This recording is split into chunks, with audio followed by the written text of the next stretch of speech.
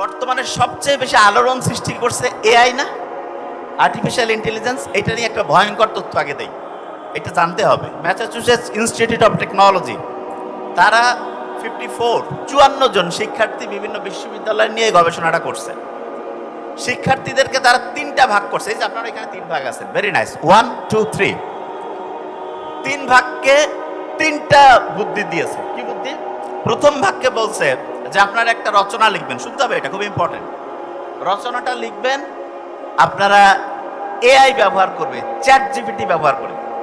দ্বিতীয় যে গ্রুপ আছে তাদেরকে বলছে আপনারা লিখবেন গুগল ব্যবহার করে। তৃতীয় যে গ্রুপ আছে কোনো চ্যাট জিপিটি চলবে না, কোনো গুগল চলবে না, নিজের মাথা খাটিয়ে লিখতে হবে। Very nice. 3 গ্রুপেই আলাদা আলাদা আলাদা করে হচ্ছে রচনা লিখলো।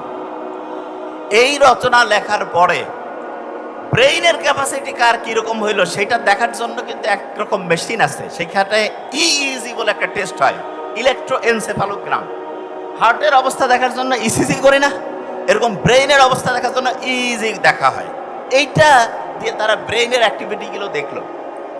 এবং খুব ভয়ঙ্কর যে জিনিসটা, এই 3টা গ্রুপের মধ্যে সবচাইতে ক্ষতিগ্রস্ত অবস্থায় যাদের গ্রুপের ব্রেইনটা পেয়েছে, সবচেয়ে ক্ষতিগ্রস্ত সেটা হচ্ছে যারা চ্যাট জিপিটি ব্যবহার করছে। চ্যাট জিপিটির ব্যবসা অনেকটা কমে যাবে। যে বাবা কি কথা, সত্যি কথা বলছি। সবচেয়ে ভালো কাদেরটা ছিল?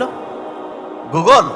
নো, যারা নিজের মাথাকে কাজে লাগিয়ে একটা প্রবন্ধ লিখছে, একটা এসে লিখছে, তাদের ব্রেইনের ক্যাপাসিটি সবচেয়ে বাড়ছে। গ্রাম যে ভালো এটা এই কারণে বলি, গ্রামের বাচ্চা কাচ্চার ব্রেন আমি বলি দেশি মুরগির ব্রেন, আর চ্যাট জিপিটির ব্রেন হচ্ছে ব্রয়লার মুরগির ব্রেন। সামনে ব্রেন কি আমরা ব্রয়লার মুরগি করতে চাই না দেশি মুরগি? দেশি মুরগি। দেশি মুরগি করতে চাইলে কি চ্যাট জিপিটি ব্যবহার করব না গুগল, নাকি এমনি? আচ্ছা, চ্যাট জিপিটিরও কিছু কাজ আছে, কোন জায়গায় লাগাতে হবে সেটা আমি বলে দিচ্ছি, যে কোন জায়গায় এটা কাজ করবে। লাস্ট বেঞ্চ খুব ইম্পর্টেন্ট। তাহলে কতজন স্টুডেন্টকে নিয়ে এই পরীক্ষা হয়েছে? 54। কোন গ্রুপ ফার্স্ট হয়েছে? শুধু ব্রেন, শুধু ব্রেন। সারা পৃথিবীতে আল্লাহ মানুষকে যা কিছু দিয়েছে, 1 নাম্বার জিনিস দিয়েছে ব্রেন। 1 নাম্বার কি? ব্রেন। প্রত্যেকে আমাকে জিজ্ঞেস করে যে ভাই ব্রেইনের ক্যাপাসিটি কিভাবে বাড়ানো যায়? ব্রেইনের ক্যাপাসিটি বাড়ানোর জন্য এই যে আমরা যে এখন আগ্রহ নিয়ে বসছি না, প্রশ্ন ধরবো তো, আমি বুঝতে পারতেছি, এই যে অ্যাটেনশন দিয়েছি, ব্রেনের ক্যাপাসিটি বাড়তেছে, ব্রেনের নিউরনগুলো অ্যাক্টিভ হয়ে যাচ্ছে। ওরা বাবা ধরবে, যে কাউকে ধরতে পারি, যে খসর মসর করবে তাকে ধরবো, ও অ্যাক্টিভ, যে রেডি থাকতে হবে। এবং ইন্টারেস্টিং জিনিস, আমি গোটাল জীবনে যতটুকু কোরআন পড়ছি, হাদিস পড়ছি, জ্ঞানী লোকদের উপদেশ শুনছি, সমস্ত উপদেশগুলোর মূল কাজ ছিল ব্রেইনের ক্যাপাসিটি বাড়ানো। কিভাবে? আল্লাহ বলছে যে অন্যের প্রশংসা করো, নাকি গীবত করতে বলছে? প্রশংসা করলে লাভটা কি? ব্রেইনের মধ্যে 2টা তরঙ্গ তৈরি হয়, 2টা ঢেউ তৈরি হয়। এই 2টা ঢেউ মনে রাখার একটা বুদ্ধি শিখাই দিচ্ছি। ইংরেজির একটা ছোট্ট অ্যাপ্রোপ্রিয়েট প্রিপোজিশন আছে না, অ্যাট, এটি, এ দিয়ে একটা তরঙ্গ আলফা ওয়েভ, কি নাম? আর টি দিয়ে আর একটা থিটা ওয়েভ, কি নাম? এই 2টা হচ্ছে চাচাতো খালাতো ভাইয়ের মতো। এই 2 ভাই যদি একসাথে আসে, সবচেয়ে পাওয়ারফুল, সবচেয়ে শক্তিশালী হয়ে যায়। কিরকম শক্তিশালী? ওই 2 ভাইয়ের নাম জানি তো, যারা আকাশে বেলুন দিয়ে বিমান উড়াইছিল, ওই যে রাইট ভ্রাতৃদ্বয়, খেয়াল আছে? ঠিক তেমনি করে ব্রেইনের সবচেয়ে উপকারী 2টা ঢেউয়ের প্রথমটা আলফা, তারপরেরটার নাম কি? বিজ্ঞানীরা দেখছে যখন কেউ প্রশংসা করে তখন তার ব্রেইনের মধ্যে আলফা এবং থ্রিটা যে ওয়েভটা আছে এটা বাড়তে থাকে। সুবহানাল্লাহ বলবেন না? সওয়াব হবে নাকি? যে এই প্রোগ্রামে যখন শুনবেন আল্লাহর শুকরিয়া আদায় করবেন, আল্লাহর শ্রেষ্ঠত্ব বর্ণনা করবেন, এইটা করার সাথে সাথে আবার ব্রেইনের ক্যাপাসিটি বাড়বে। আলহামদুলিল্লাহ বলবো না এবার? আচ্ছা, অন্যের যখন সমালোচনা করি তখন কি হয়? তখন দেখা যায় ব্রেইনের মধ্যে হচ্ছে গ্যাঞ্জাম তৈরি হয়। গ্যাঞ্জাম মানেটা জি দিয়া না, কি দিয়া? ও বুঝেন নাই, জিতে গ্যাঞ্জাম বুঝার জন্য বলতেছি, জি দিয়ে হয় গামা ওয়েভ। কি নাম? তাহলে ব্রেইনের জন্য সবচেয়ে পচা যেটা, সেটার নাম হচ্ছে গামা ওয়েভ। কি নাম? আপনি যখন অন্যের সমালোচনা করেন, অন্যের সম্বন্ধে নেগেটিভ জিনিস একটা করেন, তখন ব্রেইনে কি আলফা হচ্ছে না থিটা না গামা? শয়তান বলছে যে মানুষকে আমি প্রতি মুহূর্তে আল্লাহ তোমার দেখানো রাস্তা থেকে দূরে সরাবো। আল্লাহ বলছে মুমিনদের পারবা না। কয় যে না, আমি দুনিয়ায় এমন চাকচিক্য, এমন সব কায়দা কানুন করব যে সে আস্তে আস্তে শয়তানের, সে তো আর নিজে শয়তানকে নিজে শয়তান কয় না, কয় আমার রাস্তায় চলবে, তোমার কাছ থেকে আমি তাকে দূরে সরাবো। কেন? ওই জায়গায় ডিস্টার্ব শুরু হয়েছে। কোন জায়গায়? ওই যে গন্ধম ফল যখন খাইলো, এটা থেকে শেখার আছে। আদম আলাইহিস সালাম তার সঙ্গী হাওয়ার নামটা খুব ইন্টারেস্টিং না? আমরা হাওয়া খায় বাসি না? আদমকে খুব একা লাগতেছিল, চিন্তা করলো অক্সিজেন লাগবে, হাওয়া। বাম দিকের যে হাড্ডি পাঁজর, বাম দিকের পাকানো হাড় থেকে তৈরি করলো হাওয়াকে। আমি যখন মেডিকেলে ভর্তি হই, আমার এক বড় ভাই ডক্টর, তখন উনি বলতেছেন, আবিল তুমি তো খালি আল্লাহ রসুলের কথা কাও, মানুষই তো আল্লাহ ধরে ফেলছে। আমি বলছি কি কন ভাই? ভাই দেখছো না বিজ্ঞানীরা এখন কৃত্রিম পরীক্ষাগারে মানুষ তৈরি করে ফেলতেছে। আমি বললাম হ্যাঁ, এটা তো করতেছে। বলছে তোমার আল্লাহ গাছ ধরতে কত দূর? আমি বলছি শোনেন ভাই, বিজ্ঞান যেখানে শেষ, আল্লাহ সেখান থেকে শুরু করে। বলে কিরকম? বিজ্ঞানীরা এখন দেখছে আমার চেহারা, ধরা যাক আমার এখান থেকে একটা কোষ নিয়ে পরীক্ষাগারে গেল, যাওয়ার পরে বিভিন্ন সময় বিভিন্ন খাবার দাবার দিয়া ওকে ঠিক আমার মতো একটা লোক বানাইতে পারবে। তার মানে আমি যে স্টাইলের লোক, আমার যে জিনের মধ্যে যে বৈশিষ্ট্য, আমি পুরুষ, ওর বৈশিষ্ট্য সেম হবে। কিন্তু আল্লাহ যে ক্লোনিং করছে সেটাও শরীরের একটা অংশ থেকে, কিন্তু আল্লাহর ক্লোনিং খুব মারাত্মক। কিরকম? হাড্ডি নিল আদম আলাইহিস সালামের শরীর থেকে, বানাইলো যাকে, সে কি নারী না পুরুষ? পুরুষের শরীর থেকে কোষ নিল, বানাইলো কি পুরুষ না নারী? বিজ্ঞান এইখানে চিন্তাই করতে পারে না যে এটা কিভাবে সম্ভব। আল্লাহ বলতেছে যে তোমাকে সামান্যতম জ্ঞানের অধিকারী করে বানিয়েছি। তার মানে তুমি এতটা সামান্য না, আসলে সুপারলেটিভ ডিগ্রি আছে, সামান্যতম। আল্লাহ সামান্য বলেন নাই, একেবারেই নগণ্য। এই নগণ্য জ্ঞানের ব্যাখ্যা যখন পড়ি তখন অবাক হয়ে যায়, কি আল্লাহ বানিয়েছেন মানুষকে। কেউ যদি চ্যাট জিপিটিকে জিজ্ঞেস করে তোমাকে কিভাবে বানানো হয়েছে, এখন করার দরকার নেই, বাড়িতে যে করিয়েন, কিভাবে বানিয়েছে বলবে যে আমাকে ট্রেনিং দিয়েছে। আল্লাহ প্রথম যে আয়াতটা নাজিল করলো সূরা আলাকের, সেখানে আল্লাহ বলছেন যে মানুষ কিছুই জানতো না, তাকে আমি শিখিয়েছি। বিজ্ঞানীরা দেখতেছে কিরে, তার মানে কাউকে ট্রেন করা যায়। এই প্রথম যে আয়াত, সেখানে আল্লাহ বলছে আদমকে আমি জ্ঞান দান করেছি, শিখিয়েছি। এখন কেউ বলতে পারে যে বুঝেন নাই, এই জিনিসটা খুব ইন্টারেস্টিং। আদমকে জ্ঞান দান করছে আল্লাহ, এবং তাকে প্রত্যেকটা জিনিসের নাম আমি শিখিয়েছি। নাম শিখিয়েছি মানে কি? প্রত্যেকটা জিনিস সম্বন্ধে ধারণা দিয়েছে। তারপরে একটা পরীক্ষা হইল। পরীক্ষাটা কিরকম? প্রত্যেক যে ফেরেশতা ছিল তাদেরকে জিজ্ঞেস করলো এটার নাম বলো, কুইজ। ফেরেশতারা বলতেছে আল্লাহ ভালো জানে, আমরা জানি না। তারপরে আদমকে বললো, আদম টট করে বলতেছে। আর ওই ফেরেশতাদের মধ্যে একজন স্পেশাল জিন ঢুকছিল, যার নাম হচ্ছে ইবলিস। ও কিন্তু কোনো ফেরেশতা না, ও প্রথমে শয়তানও ছিল না, ও জিন গোষ্ঠীর মধ্যে, জিনদের কমান্ডার ইন চিফ। জিনদের মধ্যে দেখেন একটা জিনিস, আল্লাহ বলছে জিন আর মানুষকে আমি একসাথে বানাইছি, ঠিক না? জিন মনে করতেছে মানুষ বোধহয় আমার সাথে ফাইটিং এ আসতেছে, গাঞ্জাম লাগাই দিছে। জিন কি এখন পর্যন্ত কোনো টেকনোলজি আবিষ্কার করছে? কেউ পারছে যে জিন, এটা নিয়ে গবেষণা হচ্ছে, চেষ্টা করতেছে বিভিন্ন সুপার পাওয়ার, যে জিন যদি একটা কন্ট্রোলে আনা যায়, যেভাবে ওই যে সুলাইমান আলাইহিস সালামের সময় জিনের কন্ট্রোল ছিল, বিলকিসকে হচ্ছে চিঠি লিখলো, সিংহাসন চোখের পলকে চলে আসলো। এইটা যদি করা যায়, ধরা যাক যে ট্রাম্প বসে আছে, এই ধরে আসো, মুহূর্তের মধ্যে সে দেখা গেল যে যেই চেয়ারে বসেছিল টান মারছে, পড়ে গেছে। হইতে পারে না? হইতে পারে তো। তা জিনকে এখনো এরা খুঁজে পাচ্ছে না। কেন খুঁজে পাচ্ছে না সেটা বলতেছি একটু পরে। তা ওই যে আজাজিল, সে ওইখানে ছিল, সে যখন কুইজের উত্তর দিতে পারলো না, আল্লাহ বলতেছে তোমার একটা কাজ করতে হবে এখন। কি? সেজদা করো। বলছে আমি এক সেজদা করবো। ওর খুব ইগোতে লাগলো। আল্লাহ বলছে যে কি তোমাকে বাধা দিচ্ছে? বলছে আমি আগুন থেকে তৈরি হয়েছে, আগুনের গতি ঊর্ধ্বমতি, আর মাটি থেকে ওনাকে বানাইছো, মাটি কেন আগুন সেজদা করবে? আল্লাহ বলছে তুমি অহংকার করলা। অহংকার হচ্ছে আল্লাহর চাদর, আল্লাহর হিজাব। এই যে তখন বলছে তুমি এখান থেকে বেরিয়ে যাও। তখন ও আল্লাহর কাছে কি বললো যে আমাকে কিয়ামত পর্যন্ত হচ্ছে অবকাশ দাও, বলছে ঠিক আছে, আল্লাহ তো কাউকে চাইলে বেশি করে দেয়, সে যদি মাফ চাইতো আল্লাহ মাফ করে দিত। কিন্তু ওই যে শয়তান, নাম শুনলেই তো, কারোর নাম শয়তান আছে নাকি? মিস্টার শয়তান নাম এমন কেউ রাখেও না, না? তাই এই যে মিস্টার শয়তান তখন বলতেছে যে না, আমাকে হচ্ছে যে অবকাশ দেন। তাই ঠিক আছে, ও ঘুরতেছে ঘুরতেছে ঘুরতে ঘুরতেছে, খুব ইম্পর্টেন্ট, ঘুরতে ঘুরতে সে চিন্তা করতেছে এরা যদি এইখানেই থাকে তাহলে তো এদেরকে, যে এদের কারণে যে এখান থেকে বের হয়েছে, এদেরকে এখান থেকে বের করতে হবে। কি করা যায়? গন্ধম ফল খাওয়াইলো না, খাওয়ার পরে তারা পৃথিবীতে আসলো। যাও, এইখানে আসার পরে দেখেন আল্লাহর কি টেকনোলজি আর এআই এর কি টেকনোলজি। আল্লাহ কি করছে? আদম আলাইহিসসালামকে যে জ্ঞান দান করছে, আল্লাহ কি এখন কি আমাদের সবাইকে কি ফু মারে? আল্লাহ কি আমাদের সবাইকে আলাদা আলাদা করে শেখায়? কাউকে না। দেখেন আল্লাহর টেকনোলজি কিরকম।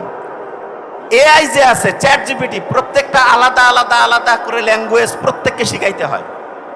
আল্লাহ শুধু আদমকে শিখিয়েছেন, শিখানোর পরে বলছে বংশানুক্রমিক ভাবে যত মানুষ কিয়ামত পর্যন্ত আসবে সেই জ্ঞানের অংশটা অটোমেটিক বংশ পরম্পরায় ট্রান্সমিট হইতে থাকবে। কিভাবে করলো? আল্লাহ 5টা মাত্র বর্ণ বাছাই করছেন। কয়টা বর্ণ? 5টা। কয়টা বর্ণ? 5টা। এই 5টা বর্ণ আল্লাহ 2টা জায়গায় রাখছেন। ধরবো কিন্তু কয়টা জায়গায়? আচ্ছা, আমার নামের আগে ডক্টর আছে না? ডক্টরের ডি দেওয়া হয় ডিএনএ, ডি দিয়ে কি হয়? আর দিয়ে হয় আরএনএ, আর দিয়ে এই ডিএনএ এবং আরএনএ এর খেলা সব। এর মধ্যেই 5টা মাত্র বর্ণ আছে। কয়টা বর্ণ? বাংলায় বর্ণ কয়টা? খুব কঠিন। 50টা। স্বরবর্ণ, ব্যঞ্জন বর্ণ। কি ভুল বললাম নাকি?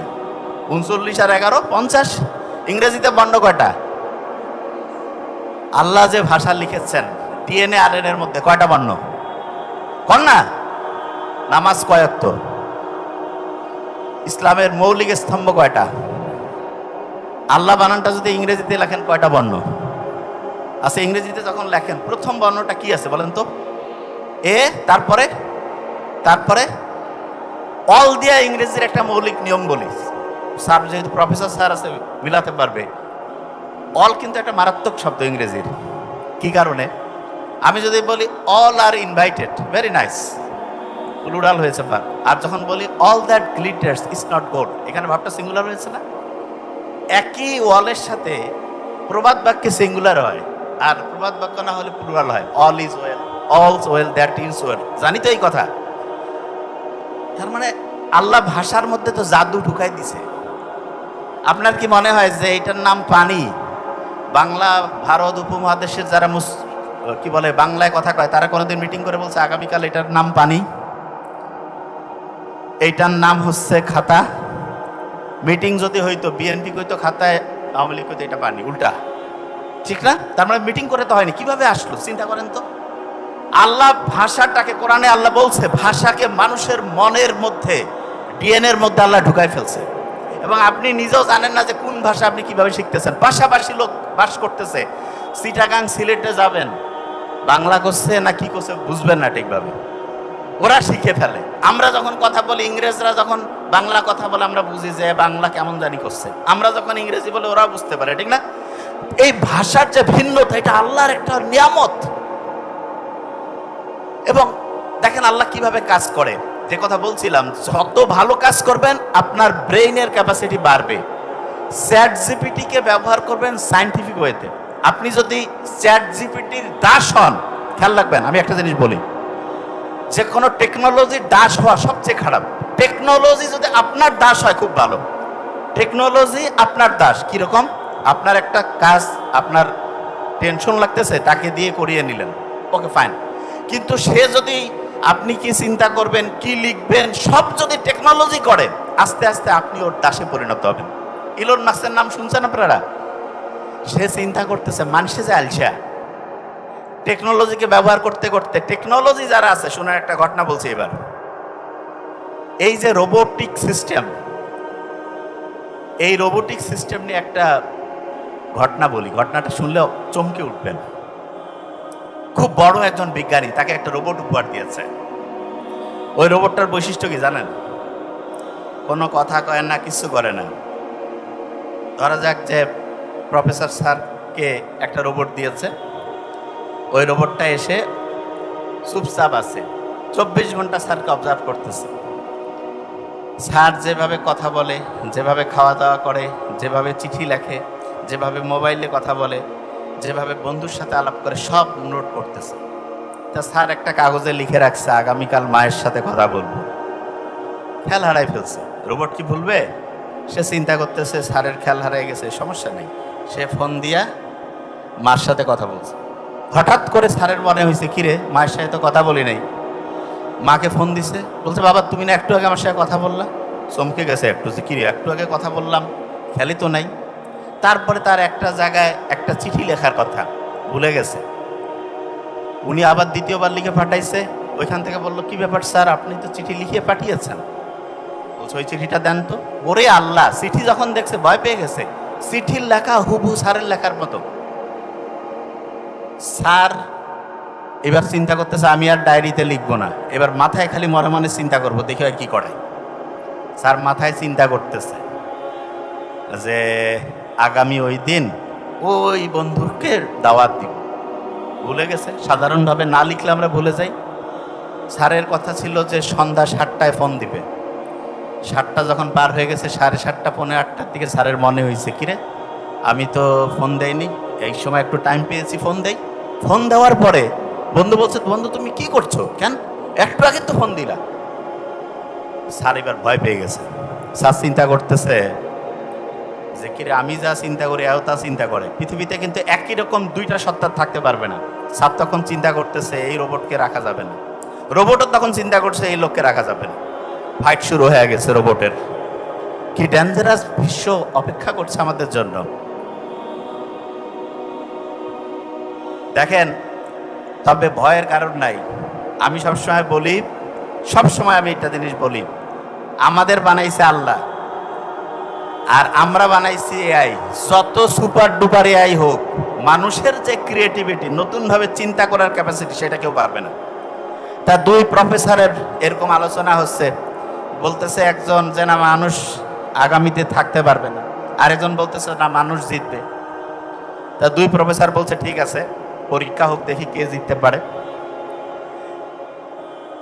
দুইটা রোবট দুই পক্ষ থেকে আসছে, লাস্ট বেঞ্চ দুই পক্ষ থেকে। এক পক্ষ হচ্ছে মানুষের পক্ষ, যে মানুষ জিতবে, আরেক পক্ষ হচ্ছে যেন রোবট জিতবে।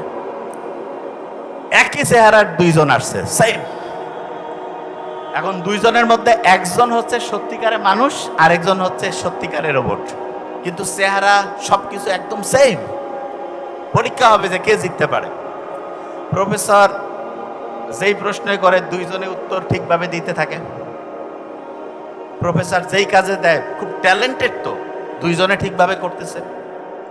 প্রফেসর তাকে একটা প্রশ্ন, একটা বিষয় সম্বন্ধে উত্তর দিতে বলতেছে, ঠিকভাবে লিখে দিচ্ছে। তখন এই প্রফেসর, খুব জ্ঞানী মানুষ, চিন্তা করতেছে কি করলে কে মানুষ আর কে হচ্ছে রোবট, কিভাবে বের করব। দুইজনকে দেয়, দুইজনে খুব স্কিলফুল, মানে সেম সেম টু সেম। তখন উনি ওনার এক বন্ধুকে ডাকছে, ডেকে বলছে, বন্ধু আসো, একটা বুদ্ধি আছে। দুই বন্ধু বসছে, সামনে দুই রোবট, বের করতে হবে কে মানুষ কে সত্যিকারের রোবট। পাশের বন্ধুর সাথে সে গল্প করতেছে, লাস্ট বেঞ্চ 90 ডিগ্রি। পাশের বন্ধুর সাথে সে গল্প করতেছে, কি সেটা, যে বন্ধু খুব ভালো খবর আছে। কি খবর? আমার মা বাপ অ্যাক্সিডেন্টে মারা গেছে। তাই হেসে হেসে যখন এই কথা বলতেছে, এবং সে বলতেছে মা মারা গেছে, খুব খুশি হাসি। যে সত্যিকারের রোবট সেও হাসতেছে, কারণ তাকে শিখাইছে হাসলে হাসতে হবে, ভদ্র তো, কানলে কানতে হবে। আর যে মানুষ, সে তো জানে এই লোকটা অ্যাক্সিডেন্টে মা বাপ মারা গেছে, হাসতেছে, তার মানে পাগল হয়ে গেছে। ও তাকে বুকে জড়ায় ধরছে। যখন ও বুকে জড়ায় ধরছে, তখন ওই বিজ্ঞানী বলতেছে এ হচ্ছে খাঁটি মানুষ আর হচ্ছে রোবট। বুঝা গেছে? তার মানে মানুষের সবচেয়ে পাওয়ারফুল জিনিস হচ্ছে অন্যের প্রতি সহমর্মিতা, অন্যের প্রতি এই যে মানুষের সাথে মানুষের যে বন্ডিং, এটা দুনিয়ার সবচেয়ে সেরা জিনিস। একটা জিনিস বলি, আমরা যে এখানে আছি, ধরেন যে কয়েকশো মানুষ, আমরা যদি একটা দ্বীপের মধ্যে যাই, পাশে যদি আরেকটা দ্বীপ থাকে, সেইখানে ধরা যাক যে 300 জন 500 জন হচ্ছে শিম্পাঞ্জি আছে। শোনেন আগে মন দিয়ে, শিম্পাঞ্জি একটা দ্বীপের মধ্যে 500 জন শিম্পাঞ্জি একদিকে আর 500 জন মানুষ একদিকে। শিম্পাঞ্জি 500 জন একজন আরেকজনের সাথে ফাইট করে খুব বেশি উন্নতি করতে পারবে না, কিন্তু মানুষজন যখন 500 জন 5000 জন 5 লক্ষ এক জায়গায় হবে, পরস্পর একজন আরেকজনকে হেল্প করবে, একজন আরেকজনকে সহযোগিতা করবে এবং আস্তে আস্তে বিপদ থেকে উদ্ধার হবে। বুঝেন নাই আমি কি বলছি? এক্সাম্পল দিই তাহলে বুঝবেন। বেহেশত যে আছে, বেহেশতের মধ্যে একজনকে হেল্প করা মানুষ যাবে নাকি একজনকে বিপদে ফেলা মানুষ যাবে? হেল্প করা। তো একজন লোক করছে কি, গ্রাম দিয়ে যাচ্ছে, গ্রাম দিয়ে রাস্তায় যাচ্ছে, গ্রাম দিয়ে যেতে যেতে দেখে, এই যে লাস্ট বেঞ্চ, গ্রাম দিয়ে যেতে যেতে দেখে যে এই গ্রামের লোকজন খুব খারাপ। কি কারণে খারাপ? ওইখানে খাবার দাবার আছে কিন্তু প্রত্যেকের হাত আছে না, হাতটা হচ্ছে বাঁকা করতে পারছে না, হাতটা সোজা হয়ে আছে, হাত বাঁকা করার কোনো বুদ্ধি নেই। একজন আরেকজনের সাথে মারামারি ঝগড়াঝাটি করতেছে, খাবার দাবার আছে কিন্তু কেউ খাইতে পারতেছে না। কেন? কারণ হাত তো বাঁকা করতে পারে না, খাবে কেমনে? তখন ওই লোক কছে এই গ্রামে থাকবো না, অন্য গ্রামে যাব। উনি সামনে যাইতে যাইতে যাইতে যাইতে 5-7 কিলোমিটার দূরে আরেকটা গ্রাম পাইছে। সেইখানে গিয়েও দেখে একই কন্ডিশন, প্রত্যেকেরই হাত বাঁকা করার ক্যাপাসিটি নাই, প্রত্যেকেরই হাত সোজা। তো উনি বলতেছে, কি রে, আপনাদের হাত যে বাঁকা হয় না, আপনারা এখানে আছেন এত হাসি খুশি, সবাই একদম বন্ধুত্বপূর্ণ পরিবেশে আছেন, কারণটা কি? আপনারা খাচ্ছেন দাচ্ছেন কিভাবে? বলছে খুব সহজ। কিভাবে? বলছে আমরা পাশাপাশি 4-5 জন বসি, একজন বন্ধু আরেকজন বন্ধুকে খাওয়াই দিচ্ছি, ফ্যামিলির একজন আরেকজনকে খাওয়াই দিচ্ছি, ঠিক আছে? তো প্রত্যেকের হাত যদি লক থাকে, আমরা যদি 4-5 জন গোল করে বসি, একজন যদি আরেকজনের মুখের মধ্যে খাবারটা সামনে আগায় দেয়, আরেকজন যদি দেয়, তাহলে প্রত্যেকে খাইতে পারবো না? পারবো কি না? তার মানে আমরা সবাই মিলে যদি একজন আরেকজনকে হেল্প করার মেন্টালিটি রাখি, আলটিমেটলি কি একজন বাঁচবো না সবাই মিলে বাঁচবো? সবাই মিলে বাঁচলে কি ওয়েল থাকবো না ইল থাকবো? ওয়েল বানানটা ডাব্লিউ দিয়ে শুরু না, আর ইল বানানটা কি দিয়া? একা থাকলে আপনি অসুস্থ থাকবেন, সবাই মিলে থাকলে আপনি সুস্থ থাকবেন। তাহলে কি আমরা উই না আই? উই না আই? উই। আই এর মধ্যে বহু ভেজাল আছে। ইংরেজির তো নিয়ম আছে না, আই দিয়া হচ্ছে টু বি ভার্ব থাকলে ওয়ার হয়ে যায়, এর সাথে আবার আই এর সাথে ওয়াসও হয়। আই একটু ফ্যাকরা, মানে আই এর সাথে আবার এম হয়, ঠিক না? আই এর সাথে আবার ইসও হয়, আই ইজ আর বাওয়েল পড়ছিল না ছোটবেলায়। তার মানে এটা একটু মাল্টি, মানে এটার মধ্যে একটু দেখা যায় একটার সাথে আরেকটা মানে বহুমুখী। তাই উই একসাথে সামগ্রিকভাবে এইটা সাফল্যের জন্য খুব ইম্পর্টেন্ট।